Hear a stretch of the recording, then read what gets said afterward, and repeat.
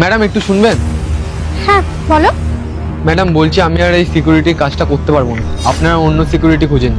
কি তোর এত বড় সাহস? তুই কি না ম্যাডামের মুখের উপর কথা বলছিস? আর তুই সময় পেলি না? আর মাসের মাঝখানে এসে বলছিস তুই কাজটা করতে পারবি না? এই শোন, এরকম ভাবে বললে না হয় না, সবকিছু একটা নিয়ম থাকে। আর হ্যাঁ, 2 টাকার একটা সিকিউরিটি গার্ড হয় না, এত কথা বলিস না, চুপচাপ নিজের কাজটা কর, আমাদের টাইম এলে আমরা দেখে নেব। শ্রুতি, স্টপ ইট। অনেকক্ষণ দিয়ে আমি দেখছি তুমি কেন ওর সাথে এত মিসবিহেভ করছো। ওর কাছে নিশ্চয়ই কোনো রিজন আছে, সেই জন্য মাসের মাঝখানে ও ছাড়তে চাইছে। আচ্ছা ঠিক আছে, হয়তো তোমার কোনো প্রবলেম আছে, সেটা তুমি আমাদেরকে বলতে চাইছো না, কিন্তু সব কিছুর একটা ফর্মালিটিস আছে, বুঝতে পারলে তো? তুমি এইভাবে বললেই যে আমি কাজ ছেড়ে দেবো, তারপরে আমি তোমাকে ছেড়ে দিতে পারি না। তোমাকে অনেক কিছুতে সাইন করতে হবে, ফর্মালিটিস কমপ্লিট করতে হবে, তারপর তোমাকে ছাড়তে পারবো। তুমি একটা কাজ করো, বিকেলে আমার সাথে এসে তুমি মিট করো, তারপর আমি তোমার সাথে একবার কথা বলছি। আর অবশ্যই আসার আগে ওপরে গিয়ে সাইনগুলো কমপ্লিট করে আসবে, ঠিক আছে? আচ্ছা ম্যাডাম, ঠিক আছে। ওকে নিশা, চলো। ম্যাডাম ডেকেছিলেন? 1 মিনিট দাঁড়াও, টাকাটা দাও। এ নাও তোমার 3 লাখ টাকা।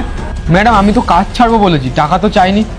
আর এটা তোমারই টাকা, আমি তোমাকে ফেরত দিচ্ছি।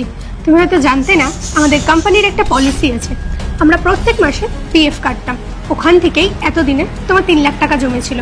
সেজন্য তুমি যখন এই কোম্পানিতে আর কাজ করতেই চাইছো না, সেজন্য তোমার টাকাটা তোমাকে ফেরত দেওয়া হচ্ছে। ধরো। কি বলছেন ম্যাডাম, সত্যি এটা? আমরা তোমাকে মিথ্যা কথা কিসের জন্য বলতে যাব? তুমি এতদিন এত ভালো সার্ভিস দিয়েছো আমাদের কোম্পানির জন্য, এটা তো তোমার পাওনা টাকা, এই জন্যই তোমাকে এটা ফেরত দেওয়া হলো। ম্যাডাম সত্যি আজকে আপনি এই টাকাটা দিয়ে যে আমার কত বড় উপকার করলেন আপনি নিজেও জানেন না। আমার এই টাকাটার খুব দরকার ছিল। সত্যি ভগবান কখন যে কার উপকার করবে, ভগবান ছাড়া আমরা কেউ কখনো বলতে পারবো না। আসলে ম্যাডাম এই কোম্পানিতে আমি এত বছর ধরে কাজ করেছি, এই কোম্পানিটা ছেড়ে যেতে আমার একটু ইচ্ছা করছে না, কিন্তু বাধ্যতামূলক আমার গ্রামের বাড়িতে যেতেই হবে। আমি চেষ্টা করবো খুব তাড়াতাড়ি ফিরে আসার। চিন্তা করো না, তোমার জন্য আমাদের কোম্পানির গেট সবসময় খোলা, তুমি যখন খুশি আবার জয়েন করতে পারো। থ্যাংক ইউ ম্যাডাম, আপনাকে অনেক অনেক ধন্যবাদ। আমি আসছি তাহলে।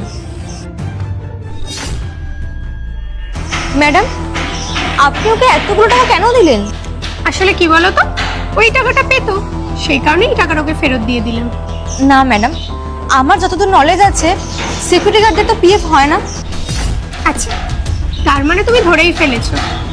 আসলে কি বলো তো, ব্যাপারটা এরকম হয়েছিল, আগের দিন যখন আমি যাচ্ছিলাম। কি বলছিস দাদা তুই? এতগুলো টাকা আমি এখন পাবো কোথায়? আমি সামান্য একটা সিকিউরিটির কাজ করি।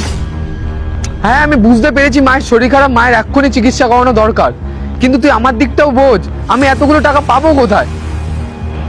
তাহলে আর একটাই উপায় আছে আমাদের, গ্রামের যে আমাদের